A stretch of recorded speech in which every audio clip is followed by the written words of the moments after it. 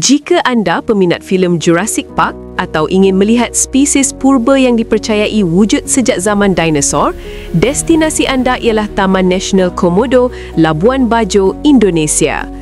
Terletak di wilayah Manggarai Barat, Nusa Tenggara Timur, taman ini menjadi habitat kepada biawak terbesar di dunia, dikenali sebagai naga komodo. Spesies unik ini pertama kali diperkenalkan kepada dunia oleh J.K.H. Van Steen van Hansbroek pada tahun 1910. Baru-baru ini, penulis berpeluang mengikuti program FemTrip, kolaborasi pertama AirAsia bersama BPOL-BF dan KBRI Kuala Lumpur, membawa sekumpulan media dan pempengaruh Malaysia terbang khas ke Labuan Bajo. Tarikan utama di sini ialah pelayaran mewah mengelilingi pulau kecil, snorkeling di terumbu karang dan bermalam di atas kapal layar sambil menikmati panorama lautan biru. Selain aktiviti laut, usaha giat dijalankan untuk memperkenalkan produk pelancongan darat. Labuan Bajo pernah merekodkan kehadiran lebih 1 juta pelancong setahun dan angka ini dijangka terus meningkat dengan sokongan promosi serta pelaburan antarabangsa.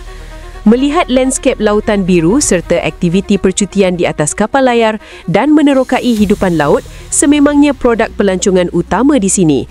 Namun kami juga masih mempergiatkan usaha untuk memperkenalkan aktiviti di darat, khususnya, jelas Didimus Estanto Turuk, pegawai bahagian promosi pelaburan BPOL-BF ketika bercakap dengan dagangnews.com dalam lawatan ke Puncak Tinjau Parapuar di Bandar Labuan Bajo.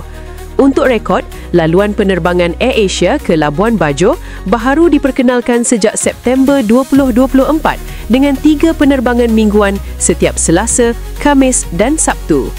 Labuan Bajo, destinasi yang menggabungkan keajaiban alam, sejarah purba dan peluang pelaburan masa depan. Dagang News membawakan anda pengalaman eksklusif dari Indonesia.